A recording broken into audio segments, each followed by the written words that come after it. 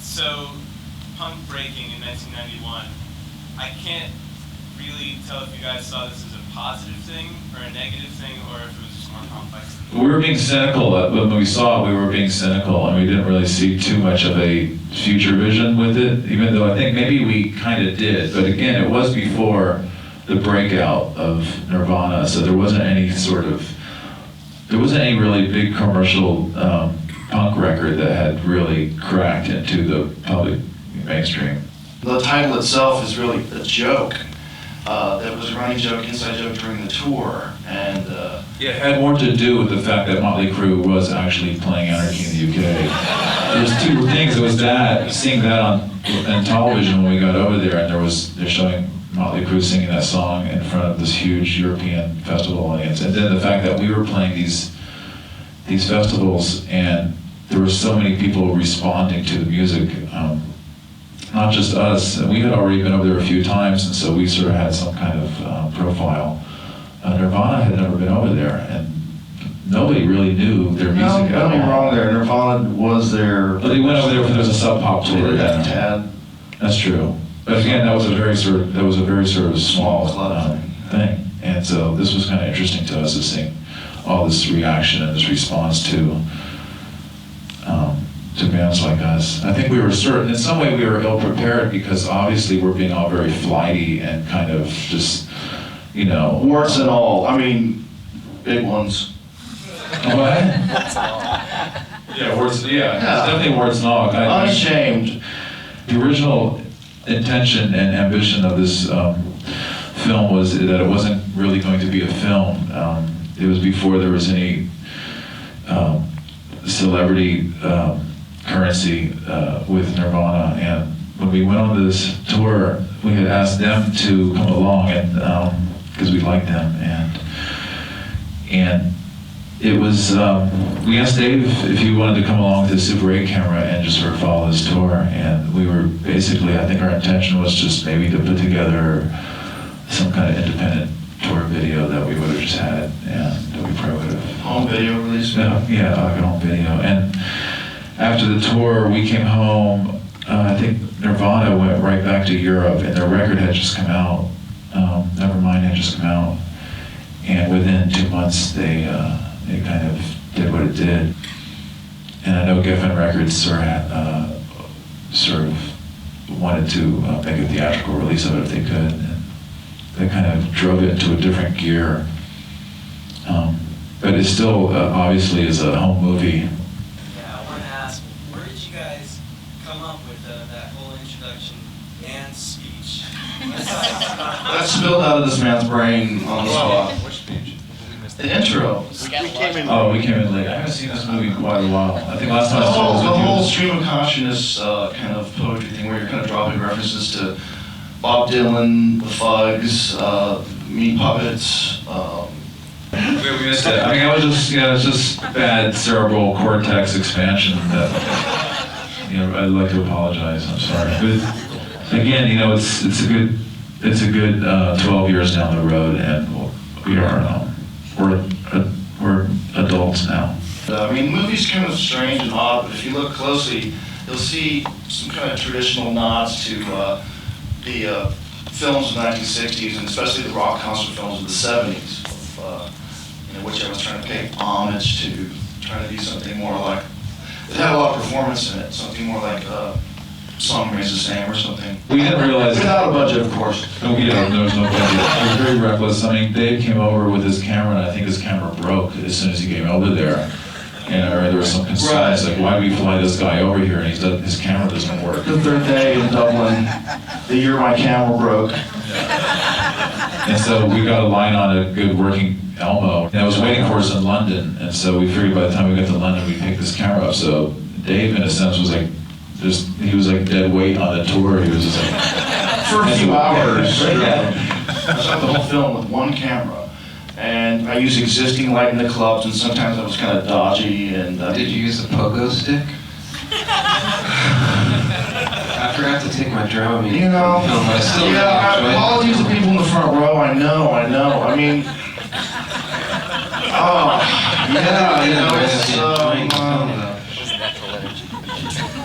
Like, It was natural energy. no tripods were used in the making of this film. It's hard to shoot Super 8 these days. If we shot this film now, Clear Channel would probably own the film at this point. I mean, everybody pretty much tried to get away from Dave and his camera. I was really... Pretty much except for me, and I really felt sorry for Dave, because, I mean, Dave and I are pretty close, and I sort of became his kind of puppet. He was feeding me lines, or trying to make me improvise, which was always failing miserably. And I realized, when you're on a tour, et cetera, there's so much peripheral sort of things going on that you try to sort of escape from anything except for, playing and or eating or something. And so the fact that there's somebody there with a camera trying to get you to sort of do something that's entertaining, and obviously we're having, a hard enough time expending energy just entertaining ourselves. Each other, you can see these small dressing rooms and like us and Nirvana, et cetera, just sort of bouncing off the walls, and you're just, you're smoking bad marijuana. Hash. Yeah, I'm just saying marijuana. It was actually hash because you couldn't get marijuana in Europe. I've heard that Chris Novoselic is kind of embarking on a political career, but I was wondering, watching this movie today, if that scene where he's smoking that hash under the cup is going to come back to haunt him. The one thing I like about this movie the most is the hyper editing of it. I mean, there's so many little clips that go by that just exist for like 2-3 frames of like a baby's face. And so when Dave was editing this film, and he was editing it here in North Hollywood in the back room of his friend's house. Dave Travis, who's here. Dave Travis, who Stand up. was There he is. amazingly beneficial to them. We edited it in the height of Nirvana mania in '92, so it was kind of weird. It was kind of being under a microscope. I remember not wanting to include Smells Like Teen Spirit because I thought, we can't have this hit song in this movie. It's just not, it's on MTV all the time. Who wants to see my crappy version of it? I don't think we had a really good enough take of that song.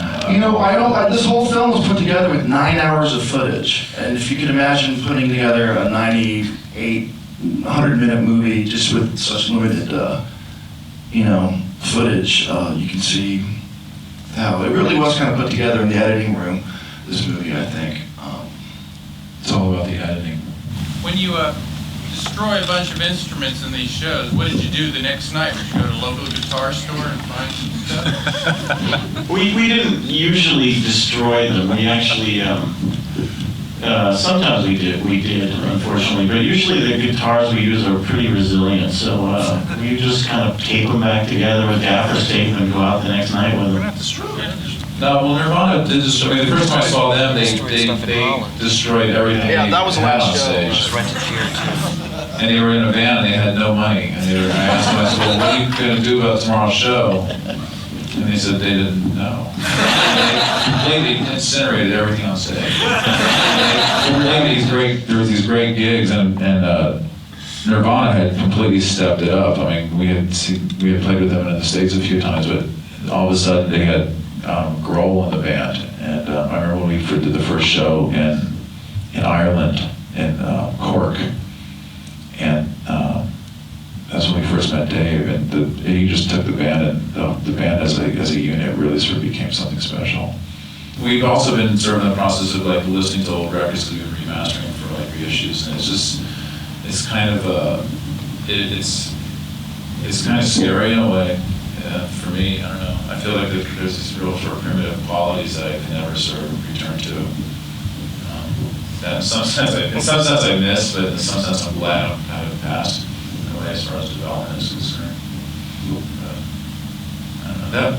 That movie is kind of, I don't know, maybe it's real sort of intimate with us because it's just so sentimental. Seeing a band like Nirvana, we're just sort of, at that point, we're just so incredible, and it's really nice to see that again because it was so much fun.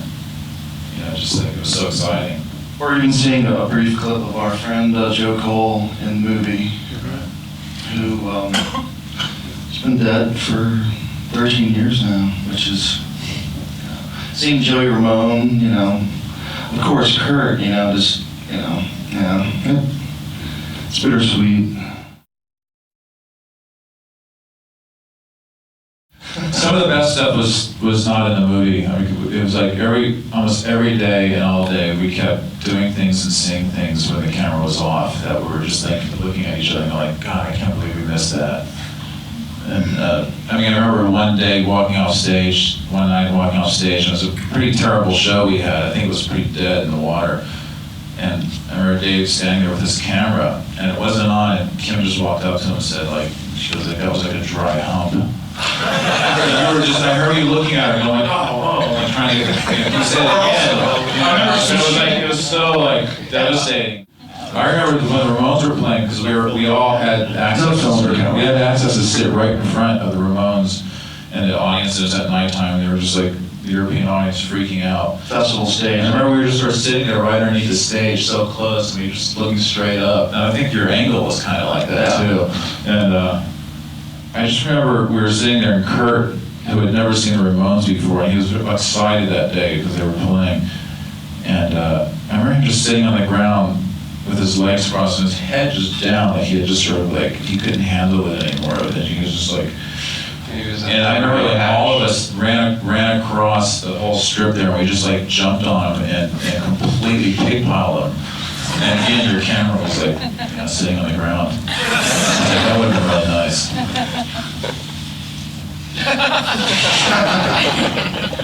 Any questions for Jay, perhaps? Question for Jay. He's really talkative. We saw you at the El Rey Open for Evan Dando with Cobra Verde, and I was just wondering if The Fog or maybe Dinosaur Jr. or whatever going to tour around here again. Oh, I've got no plans right now. Any more questions for Jay? Doing stuff with the Stooges, I think. Jay done the Stooges. He got replaced by the original members. Have you made any other projects that we can see? Yeah, I've done What kind of stuff have you made? a lot of stuff. I have a website, Love dolls. WeGotPowerFilms.com, and that kind of details my body of work. I've been making films since I was 13 years old. I'm doing a lot of stuff right now. I'm getting all my old films on DVD. That's what I've been kind of working on in the past year. And the first one, Desperate Change Love Dolls, is out now. Oh, and I have a music documentary film called The Slog Movie coming out. And that's actually a film that was made 10 years previous to 91. And it's kind of interesting how, to me, the two films sort of parallel each other in a way. Tell them what it's about. It's similarly done as 91, just, you know, single camera coverage, just me shooting and really capturing these bands playing live in their element at the time. This is for Steve? For all. Oh, Steve, answer one. I thought you said for Steve particularly. Were the Beatles? One of them. The Beatles were, yeah, they were very influential. Oh, we love the Beatles. The Ruddles, too. Saw the Ruddles movie last night. How was it? Cool. It was the new one, right? It was the sequel. Yeah. And Wings. We're not cynical anymore. We embraced the mainstreamization of punk rock. I mean, it should be for everybody, and you know, we're not judgmental about it. I don't care if it's something that you consider real junior or whatever. I mean, it's to us, it's a complete success. Okay. Thanks. All right. Thanks a lot, folks. Thanks for coming and checking out the movie. Thanks for slogging with us through this, and thank you. See you at the gig, all right. Check out Dave's funny movies. They're all really good. They're really good rock and roll movies. Congratulations. Thank you, guys. All right, we'll see it. That was great. All right, very cool. We got Dave, who, your teacher? Cool. I met him. Yeah.